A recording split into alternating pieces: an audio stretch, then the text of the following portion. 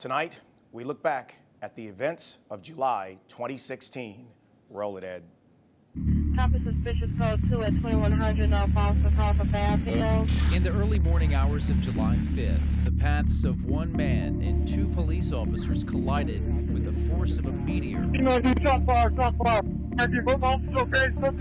Tearing away any pretense of racial harmony in Baton Rouge. This is a good person. What? For what? He was defenseless once he was on the ground. Alton Sterling eked out a living selling CDs and DVDs in the parking lot of the Triple S grocery store.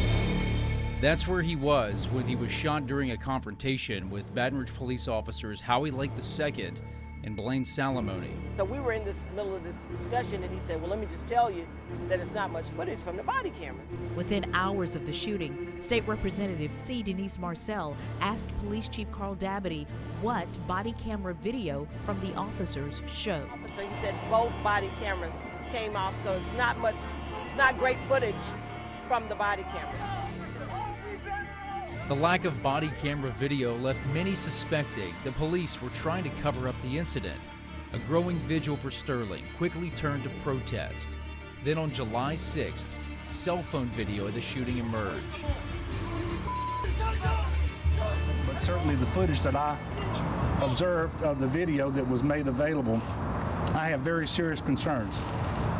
The video is disturbing, to say the least. The governor called on religious and community leaders to help maintain calm while law enforcement scrambled to keep the city safe. This is for your children. It's for my child. Take over the parking lot. The plan seemed to be working. At the site of the shooting, Baton Rouge police kept its distance, allowing protesters to vent loudly but peacefully. We're tired. We're tired of being murdered. We're tired of our blood dripping in the streets. It would all change after July 7th. That's when 11 police officers were shot, 5 of them killed during a sniper attack on a Dallas peace march. With the weekend approaching and protesters coming to Baton Rouge from all across the country, officials feared a Dallas-style mass shooting could happen here.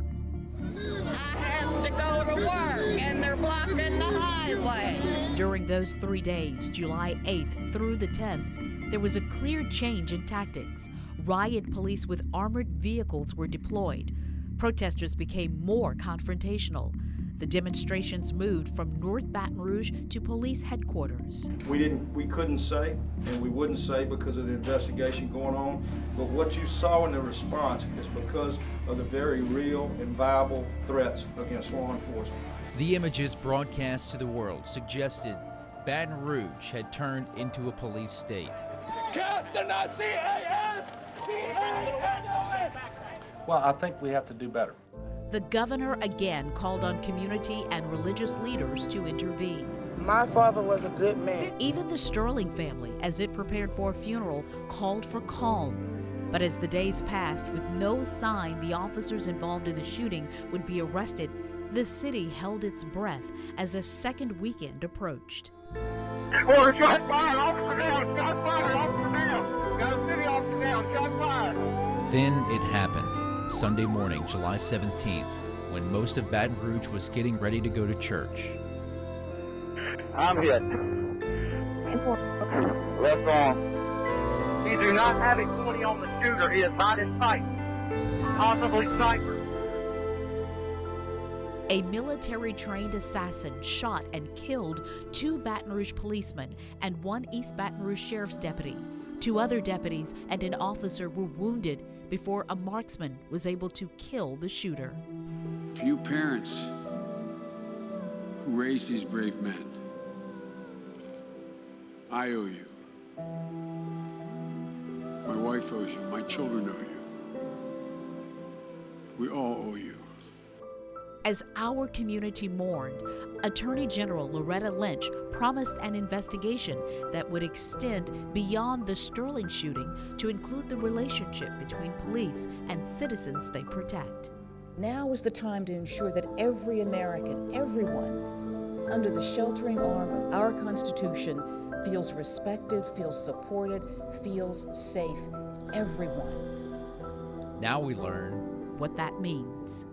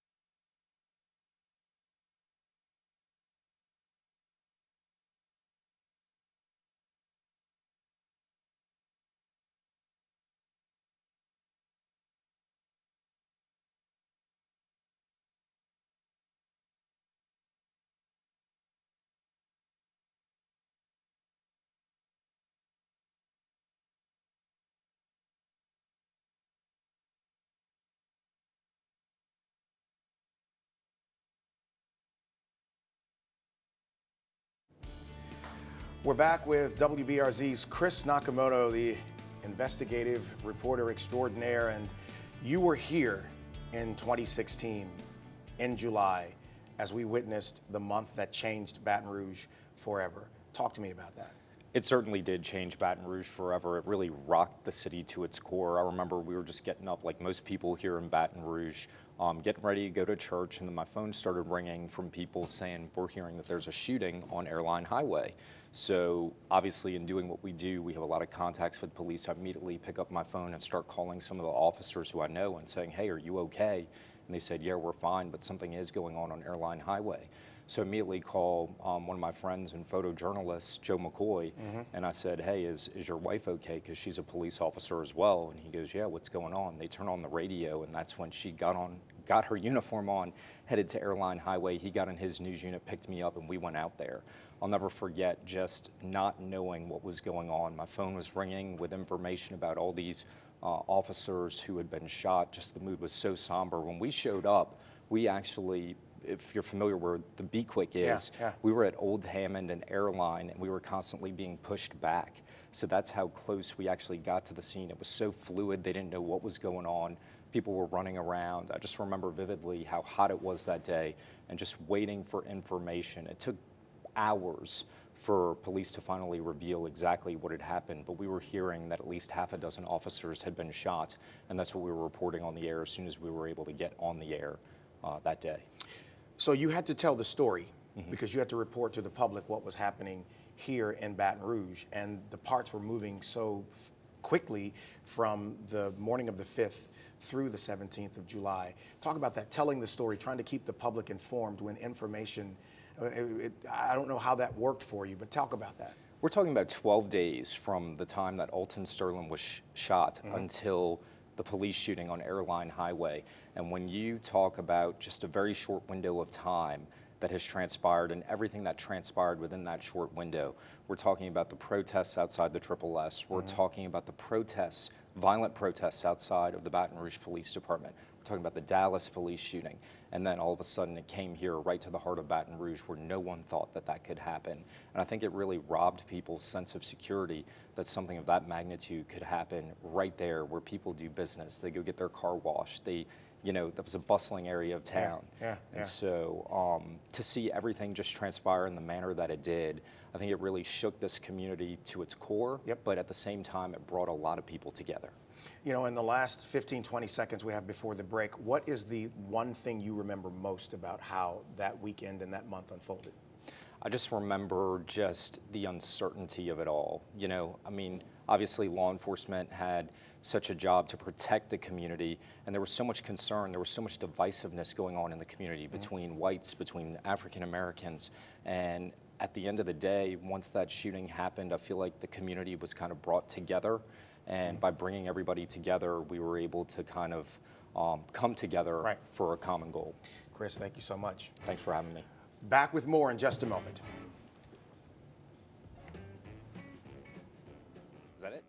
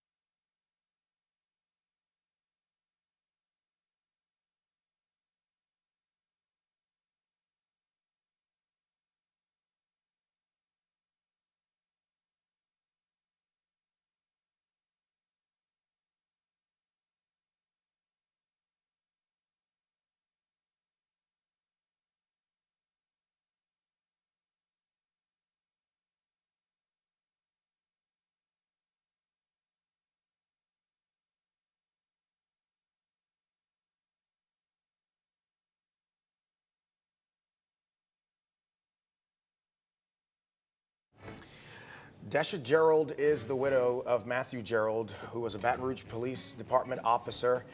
She has been very involved in bridge building since July 17th of 2016, and she's here with us in studio. You were here when Chris was just talking about that day. Tell me about that day. Well, it was a Sunday morning. I remember it being a very beautiful day that morning. But when I woke up that morning, something was just off. Like, I just felt like something was off because Matt had left to go to work prior that morning. You know, he kissed me bye. He tells me, you know, I love you. You know, and I'm like, you know, be careful. Watch your high, watch your low, watch your back. Because, you know, the riots prior to that, you know, things had calmed down just a little bit. So the officers were starting to relax a little bit to kind of, you know, take a breath.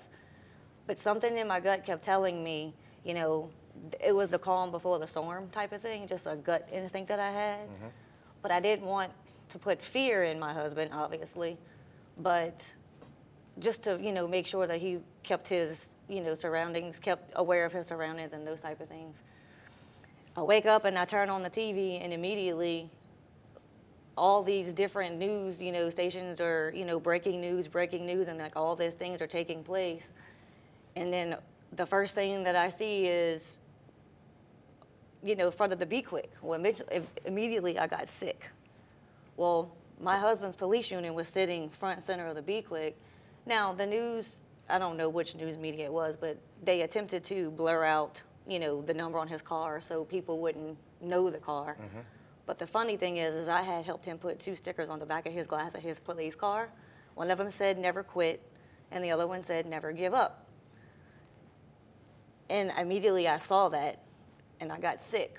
Well, of course, I had texted him in the mix of all of this, and he wasn't responding. And we had asked that, you know, if something goes down and I don't respond, you know, immediately, don't worry. You know, I'll get to you as soon as I can. Mm-hmm. Well, by that time, everybody else is seeing the same things that I'm seeing, so my phone is blowing up. I have no answers to give my mother-in-law, my father-in-law, my brother. Like, everybody's calling me. I don't know anything. I'm watching as y'all are watching. Mm-hmm. But when I seen his car in the front of the Be Quick, at that point, I knew that he was involved. Yeah. I just didn't know to what capacity. You have devoted your life in that time, as I said, in the Open to Bridge building. Tell me a little bit about that. When you go through a traumatic experience like that, you have 2 choices. You can either basically roll over and die, mm-hmm. and let it kill you, yeah. Or you can choose to fight back and to do something to you know, to help the situation. Yeah. I don't like the fact that, you know, there's no longer any respect for police officers or our first responders. Like, that really bothers me. So I decided that, you know, I don't want my husband's death to be in vain. So I'm going to do whatever I need to do, or try to do whatever I can, mm-hmm. to help change that dynamic. So we got about 20 seconds, and earlier this week there was a proclamation that was given, and in about 15 seconds, tell me about this. Well, like you said, we had an event earlier in the week, and the mayor and the chief of police, it caught me off guard because I wasn't expecting it at all. We're 5 years out. Yeah. But it was an amazing evening. Yeah. Evening, yeah. Yes. Well, listen, I'm gonna get you to come back at some point and we'll talk longer about this, all right? Okay. Desha Gerald, back with more in just a moment. Stay there.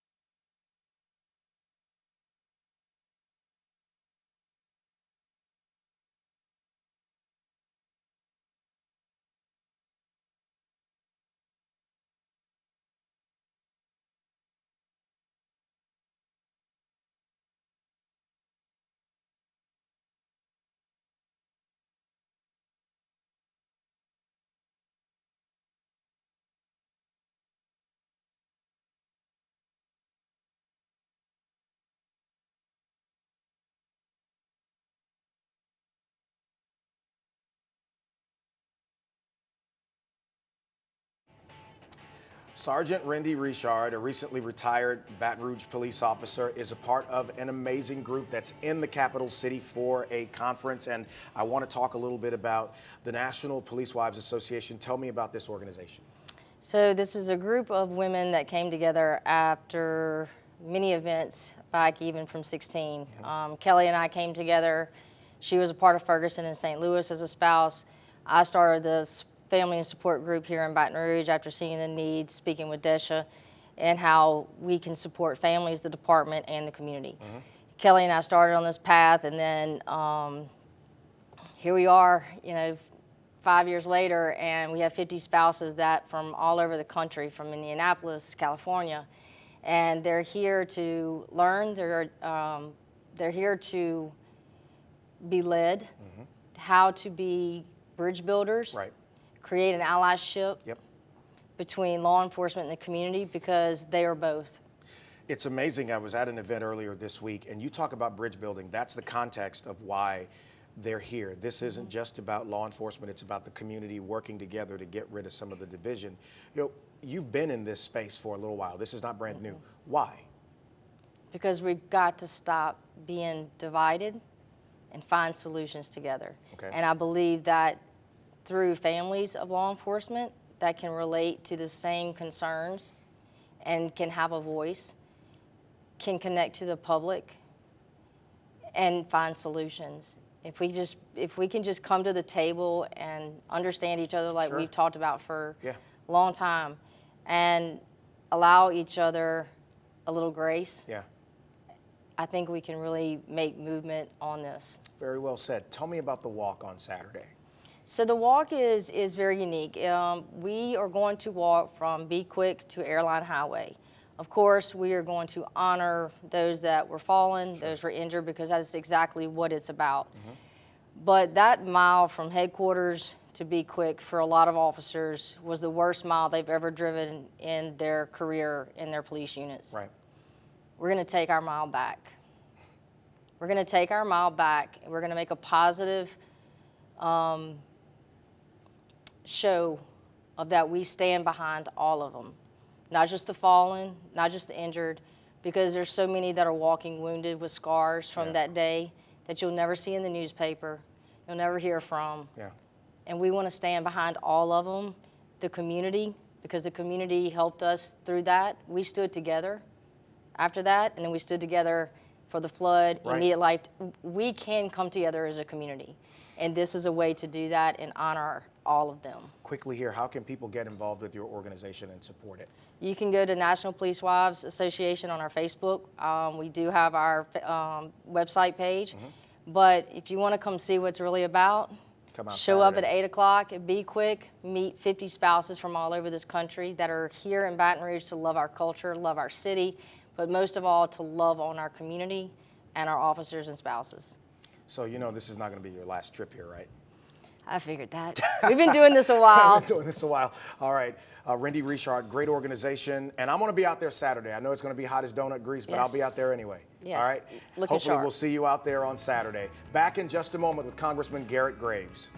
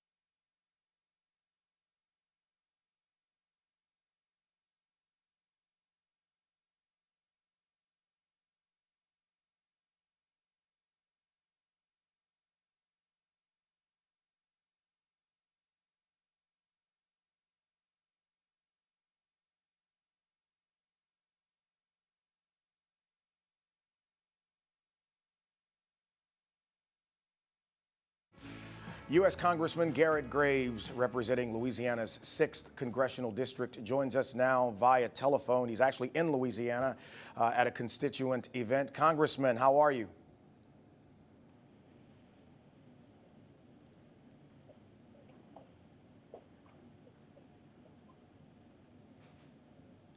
Not hearing him. Do we have him? Yeah, hey. Hey, there we go. Multitasking Clay, there.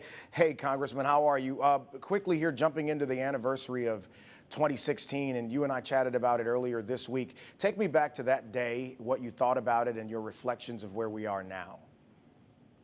Sure. Yeah, I was actually in church, and I will never forget. I had 2 cell phones with me, and one of them started lighting up, and I just kept hitting ignore, and then the other one started lighting up, and I realized something was going on, and so I stepped out and returned a few phone calls and found out what was happening, and immediately started reaching out to contacts within the law enforcement community, and I've never felt so strongly that there was an attack really on our community. There had been attacks in our community. This was an attack on our community, and it really just very personal, just awful to see that type of attack. And I'll tell you, Clay, something else. I just had a strong feeling from the beginning that it was somebody from the outside, that it was not someone local who had done this, and I'll never forget it. Just an awful feeling, and really just disgusting. Senseless and cowardly attack. What do you think has been the biggest change in the way that government operates, the way law enforcement is perceived, the way the public interacts with law enforcement based upon that month? Well, I think in the aftermath, and this went on for months, I think it really brought our community together. And look, I know there were different feelings and protests, but it was something that I remember friends and I, we'd go out running on the levees, or we'd go run around the LSU lakes or go biking, and people were just friendlier. They were asking how you were doing. It's complete strangers saying hello that you didn't always see before. And so I think that was the immediate aftermath, is it pulled our community together. And as you know, we had some tough times in 2016. Yeah. The divisiveness with the police-involved shooting of Dalton Sterling, and of course the 2016 flood. Yeah. And I think that it pulled us together, and ultimately when the flood happened, no one was a stranger, and you saw people out there risking their own lives and safety to help to save complete strangers. And I think that all of this was related. Quickly, I got about 20 seconds. Really quickly, your thoughts on the passing of Governor Edwards. That guy was a myth and a legend when I was a kid, one of the most gifted men I've ever met in my life. I just wish that he used every single one of those gifts to better Louisiana. Certainly did some good things, but the guy's potential was virtually limitless, and his legacy will live forever. Well, listen, I appreciate you taking the time to join us. And when you're here for an extended stay, come sit in that chair with me, and we'll spend some time talking about the work you're doing in D.C. I'd love to do it, Clay. Thanks. Congressman Garrett Graves joining us via telephone. It was really a tumultuous month, but it reflected the mettle and character of our community. This is a great town with great people. We'll see you next week. Have a great weekend.